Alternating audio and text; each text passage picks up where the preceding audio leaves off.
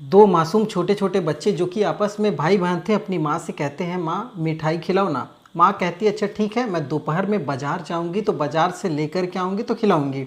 बच्चे माँ की बात मान जाते हैं। उसके बाद बच्चे खेलने में व्यस्त हो जाते हैं। इसी बीच दोपहर हो जाती है। जैसे ही दोपहर होती है माँ बच्चों से कहती है अब चलो तुम लोग सो जाओ। उनमें से एक बच्चे को याद आ जाती है मिठाई वाली बात। बच्चा फिर से माँ से कहता है कि माँ तुम बोली थी ना मिठाई खिलाओगी, तुम बाज़ार भी गई थी लेकिन मिठाई नहीं खिलाई। माँ कहती है अच्छा ठीक है, तुम लोग बिस्तर पे चलो, मैं मिठाई लेकर के आती हूँ। माँ दूसरे कमरे में जाती है, एक प्लेट में 2 रसगुल्ले लेकर के आती है। रसगुल्ले लाती है, बच्चों को देती है। बच्चे काफ़ी खुश होते हैं। उस मिठाई को बच्चे खाते हैं। खाने के बाद वो उसी बिस्तर पर सो जाते हैं। माँ भी बच्चों के साथ उसी बिस्तर पर लेट जाती है। लेटे लेटे माँ के भी आंख लग जाती है। इसी बीच मोबाइल की घंटी बजती है। मोबाइल की घंटी जैसे ही बजती है माँ की नींद खुल जाती है। माँ फ़ोन रिसीव करती है। सामने से उन बच्चों के जो पिताजी थे उनका फ़ोन था। जो पिताजी थे वो कहते हैं कि बच्चों से बात कराओ, काफ़ी याद आ रही है उन लोगों की। माँ बच्चों को उठाती है लेकिन बच्चों के शरीर में किसी भी प्रकार का कोई हलचल नहीं था। माँ डर जाती है, उन बच्चों को झकझोरती है लेकिन बच्चे ऐसे पड़े थे जैसे उनके शरीर में अब जान बची ही नहीं थी। माँ रोने लग जाती है। रोते रोते अपने पति से फ़ोन पर ये सारी बातें बताती है कि बच्चे उठ नहीं रहे हैं। पति तुरंत फ़ोन काटता है। वो फ़ोन गांव के ही एक डॉक्टर को लगाता है। डॉक्टर को फ़ोन लगा करके सारी बात बताता है। जैसे ही ये बात डॉक्टर को पता चलती है, डॉक्टर तुरंत उस घर पर पहुंचते हैं जहां पर बच्चों की तबीयत ज़्यादा ख़राब थी। डॉक्टर घर पर आते हैं। जैसे ही वो बच्चों को देखते हैं, देखते ही वो बता देते हैं कि इन बच्चों की मौत हो चुकी है। बच्चों का शरीर बिल्कुल ठंडा पड़ चुका था। अब जैसे ही ये बात माँ को पता चलती है, माँ रोने धोने लग जाती है। माँ के रोने धोने की आवाज़ अगल बगल के लोगों को, आस पड़ोस के लोगों, गांव वाले को धीरे धीरे पता लगनी शुरू हो जाती है। हर कोई उस जगह पर जमा हो जाता है। कई लोगों के मन में कई तरीके के सवाल थे। कोई कह रहा है बच्चे सुबह ही तो खेल रहे थे, अभी अचानक कैसे इनकी मौत हो सकती है, इतने हंसमुख बच्चे थे। तो कोई भगवान को बद्दुआएं दे रहा था, तो कोई किसी को कोस रहा था। ऐसे बहुत सारे लोगों के मन में सवाल चल रहे थे। इसी बीच किसी ने पुलिस को भी सूचना दे दी। पुलिस की टीम भी पहुंच जाती है। पुलिस उन बच्चों को देखती है, पंचनामा करती है, तो बच्चों के शरीर पर किसी भी प्रकार का न तो कोई खरोच का निशान है, न मारने पीटने का कोई निशान है, न कुछ ऐसा लग रहा है कि बच्चों को किसी ने काटा हो। कोई निशान नहीं था। पुलिस भी असमंजस में पड़ जाती है। पुलिस पोस्टमार्टम के लिए कहती है लेकिन उन बच्चों के जो परिवार वाले थे वो मना कर देते हैं कि साहब हमारे यहाँ पोस्टमार्टम हमारे धर्म में नहीं होता है। लेकिन पुलिस समझाती है कि मामला देखिए थोड़ा सा संवेदनशील है, क्योंकि बच्चों की मौत की असली वजह तो पता लगनी चाहिए। पुलिस काफ़ी समझाती है परिवार वालों को। परिवार वाले राजी होते हैं। उन बच्चों का पोस्टमार्टम के लिए पुलिस भिजवा देती है। इससे इधर पुलिस एफआईआर भी दर्ज कर लेती है बच्चों की मौत को लेकर के। इसी बीच 2 दिनों के बाद जो पोस्टमार्टम की रिपोर्ट होती है वो निकल करके पुलिस के सामने आ जाती है।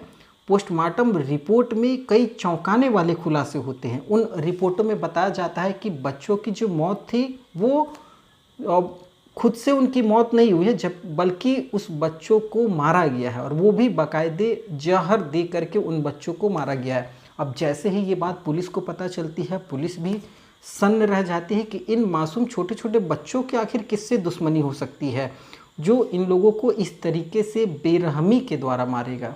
पुलिस अपनी तफ्तीश में जुटती है और पुलिस में एसएसपी रैंक के 2 अधिकारियों को नियुक्त किया जाता है, दोनों को इस केस का पर्दाफाश करने के लिए। महज 2 दिनों का समय लगता है। पुलिस इस पूरे हत्याकांड का पर्दाफाश करके रख देती है, और जो इस हत्याकांड में दोषी होता है वो कोई और नहीं, उन 2 मासूम छोटे छोटे बच्चों की माँ होती है। वो माँ जो अपने गर्भ में बच्चों को 9 महीना पालने के बाद अपने कलेजे के टुकड़े को इस बेरहमी के साथ कत्ल की थी, जिसकी किसी को आहट तक नहीं लग पाती है। आखिर क्या रही होगी इस कत्ल के पीछे उस माँ की वजह, वो वजह आज इस कहानी के माध्यम से हम लोग जानने की कोशिश करेंगे। कैसे इस पूरे हत्याकांड को उस माँ ने अंजाम दिया है, वो भी आज आपको इस कहानी के माध्यम से पता चलेगा। नमस्कार, मैं सत्या सिंह और आप देख रहे हैं द बुड़बक मंच। दरअसल आज की जो ये पूरी सच्ची घटना है, ये घटना उत्तर प्रदेश के मुजफ्फरनगर की है। मुजफ्फरनगर का एक गांव लगता है रुड़कली तालाब अली गांव। ये पूरा नाम है, रुड़कली तालाब अली गांव की घटना बताई जा रही है।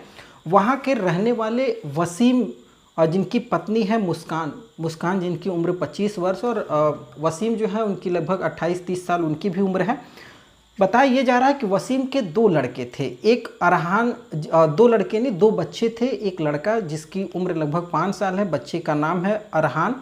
वहीं एक लड़की थी इनाया जिसकी उम्र लगभग 1 साल है।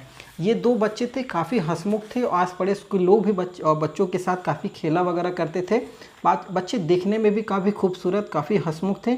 इसी बीच 18 जून 2025 को जब अचानक बच्चों की मौत होती है, पुलिस इन मौत की जब एफआईआर दर्ज करती है, एफआईआर के बाद जब पोस्टमार्टम होता है, पोस्टमार्टम रिपोर्ट में जब ये खुलासा हो जाता है कि बच्चों को जहर दे करके मारा गया है, तो पुलिस चौंक जाती है। पुलिस का सबसे पहला शक माँ के ऊपर जाता है। पुलिस माँ के पास पहुँचती है। 18 जून की पूरी घटनाक्रम के बारे में पुलिस जानने की कोशिश करती है कि 18 जून को आखिर हुआ क्या क्या था। पुलिस माँ से पूछताछ करती है तो माँ कहती है कि जब मैं नींद में थी, पति का फ़ोन आया, फ़ोन मैंने रिसीव किया, पति ने कहा बच्चों को उठाने के लिए, बात करवाने के लिए। मैं जब बच्चों को उठाई तो बच्चे मर चुके थे। जब ये बात पुलिस को फिर से बताया गया तो पुलिस को कहीं ना कहीं ये बात हजम नहीं हो रही थी। फिर दोबारा जब माँ से पूछा गया तो माँ के जवाबों में कुछ ना कुछ हमेशा उलटफेर हो रहा था। कभी इधर की बात उधर जोड़ती, कभी उधर की बात इधर जोड़ती। तो पुलिस को इन चीज़ों से थोड़ा सा शक होता है कि आखिर मामला घुमा फिरा के क्यों रही है। जब इसकी आंखों के सामने सारी चीज़ घटी है तो एक ही बार में वो सब सारी चीज़ें बताना चाहिए। बार बार बयान बदलने का मतलब क्या है? पुलिस को माँ पर शक होता है। पुलिस माँ से उसका मोबाइल मांगती है। माँ मतलब मुस्कान से उसका मोबाइल फ़ोन मांगा जाता है। पुलिस को शक होता है कि ये वाजिब में अपने पति को फ़ोन की थी या डॉक्टर का फ़ोन आया नहीं आया। माँ से जब मोबाइल मांगा जाता है तो माँ कहती है मेरा मोबाइल चोरी हो गया है। अब पुलिस को फिर से यहाँ पर शक होता है। पुलिस माँ को थोड़ा सा कड़ाई से पूछताछ करती है, लेकिन माँ इधर उधर की बातें घुमा रही होती है। इसी बीच पुलिस उस मुस्कान के फ़ोन का कॉल डिटेल निकलवाती है। कॉल डिटेल में एक व्यक्ति है जिससे मुस्कान लगातार बातचीत करती थी। वो अपने पति से कम, जबकि उस व्यक्ति से लगातार बातचीत करती थी, और वो व्यक्ति था जुनैद। बताया जा रहा है कि जुनैद जो है वो मुस्कान के फूआ का बेटा है। मतलब वो रिश्ते में अगर देखा जाए तो एक तरीके से भाई लगेगा। भाई के से बहुत ज़्यादा बातचीत वगैरह किया करती थी। तो अब पुलिस को थोड़ा सा मामले में शक होता है कि हो ना हो ये कहीं लव ट्रायंगल का तो मामला नहीं है। पुलिस फिर से मुस्कान के पास पहुंचती है। मुस्कान से फिर से पूछताछ होती है, और इस बार पुलिस का जो रुख था वो थोड़ा कड़ा था। कड़ाई से मुस्कान से पूछताछ होती है। पूछताछ में मुस्कान टूट जाती है। बहुत ज़्यादा देर तक पुलिस की और जो कड़ाई थी वो बर्दाश्त नहीं कर पाती है, टूट जाती है, और टूट करके बताती है कि इन सब हत्याकांड के पीछे वही खुद असली वजह है। पुलिस पूछती है कि आखिर तुमने क्यों मारा है इन लोगों को और कैसे मारा है। तो वो बताती है कि मैं अपने जो आशिक है जुनैद, उससे प्रेम करती हूँ, बहुत ज़्यादा प्रेम करती हूँ। बताया ये जा रहा है कि जुनैद और जो मुस्कान थी ये पहले भी एक दूसरे के प्रेम में पागल थे, लेकिन इसी बीच जो मुस्कान थी उसका शादी वसीम से हो जाता है। वसीम जो कि उसके रिश्ते में ही लगता था, इस वजह से मुस्कान की शादी वसीम से कर दी जाती है। लेकिन मुस्कान को वसीम पसंद नहीं था, लेकिन मजबूरी में शादी होता है। 6 साल पहले शादी हुई थी। शादी बहुत अच्छे से चली, लगभग 6 साल तक कोई दिक्कत नहीं आई थी। दोनों के 2 बच्चे भी हुए वसीम और मुस्कान के। परिवार बहुत खुश था। इसी बीच अचानक फिर से मुस्कान की ज़िंदगी में जुनैद की एंट्री हो जाती है। अब फिर से मुस्कान का जो पुराना प्रेम था वो जुनैद के लिए जागृत हो जाता है, जाग जाता है। अब मुस्कान जो थी वो जुनैद के पीछे पागल हो जाती है। पागल होने की एक और वजह थी, जो वसीम था बताया जा रहा है कि ये एक तरीके से वेल्डिंग का मिस्त्री था, और ये आए दिन घर से बाहर रहा करता था। कभी चंडीगढ़ तो कभी यूपी के दूसरे ज़िलों में, तो कभी बिहार वगैरह, ऐसे ऐसे वो जाया करता था। तो इसी बीच वो 18 जून को चंडीगढ़ जुनैद गया हुआ था, और इन बाहर जाने की वजह जो थी, इसी वजह के बीच में ही जुनैद से दोस्ती होती है, और दोस्ती का फ़ायदा हमेशा मुस्कान और जुनैद उठाते थे। दोनों एक दूसरे के साथ मिलना, टाइम बिताना, फिजिकल रिलेशनशिप तक बनाना, ये दोनों का आम हो चुका था। और इन बातों की खबर एक बार जो मुस्कान के पति है वसीम, उसको पता लगती है। वसीम एक बार मना भी करता है, दोनों को परिवार वाले भी समझाते हैं, लेकिन फिर मामला धीरे धीरे सलटता है। लेकिन जो मुस्कान थी वो जुनैद का पीछा नहीं छोड़ती है, जुनैद के पीछे दीवानी रहती है। इसी बीच 18 जून को वसीम जो था मुस्कान का पति, वो चंडीगढ़ गया था वेल्डिंग के किसी काम को लेकर के 3-4 दिनों के लिए। इसी बीच जुनैद जो था वो मुस्कान के घर पर आता है। मुस्कान उससे कहते हैं कि चलो हम लोग कहीं भाग चलते हैं। तो जुनैद कहता है नहीं, भागेंगे लेकिन मैं तुम्हारे दोनों बच्चों को लेकर के नहीं जाऊंगा, इन लोगों की मैं परवरिश नहीं करूंगा, ये लोग मतलब एक तरीके से खर्चा है, अगर इन लोगों को रखेंगे तो खाने पीने का खर्च से लेकर के बहुत सारे खर्च होंगे, तुम अपने बच्चों को ठिकाने लगाओ तभी मैं तुमको अपने साथ रखूँगा। माँ जो कि जुनैद के प्यार में पागल हो चुकी थी, वो अपने बच्चों की ममता का भी ख्याल नहीं करती है। माँ कहती है अच्छा ठीक है, तो क्या करना होगा तुम, और जुनैद कहता है कि तुम एक काम करो, दोनों बच्चों को रास्ते से हटाओ, ठिकाने लगा दो। अब ठिकाने लगाने के लिए माँ जो मुस्कान थी वो जुनैद से पूछती क्या किया जाए। तो जुनैद कहता है काम करते हैं, मैं बाज़ार से मिठाई लेकर के आता हूँ और एक जहर लेकर के आऊँगा, वो जहर जो है वो बच्चों को खिला देना। अब ये जो पूरी प्लान होती है, ये प्लान 18 जून की होती है। मुस्कान बच्चों को, जब बच्चे मिठाई मांगते हैं तो बच्चों को रसगुल्ले के अंदर वो जहर देती है, जहर उसमें रख करके और बच्चों को खिला देती है। खिलाने के बाद वो बच्चे जब उस मिठाई को खाते हैं तो वो धीरे धीरे इस दुनिया को अलविदा कह जाते हैं। वो माँ जिसके कलेजों को जरा सा भी एहसास नहीं हुआ कि वो अपने कलेजे के टुकड़े को इस दुनिया से विदा कर रही है, और वो भी अपने हाथों से, केवल अपने प्रेमी के साथ रहने के लिए। यहाँ पर वो माँ अपने 2 मासूम छोटे छोटे बेटे और बेटियों की कत्ल करने के बाद ये अब सपने सजोई थी कि अब वो जुनैद के साथ यहाँ से फ़रार हो जाएगी, लेकिन ये उसका दाव जो था ये उस पर ही उल्टा पड़ जाता है।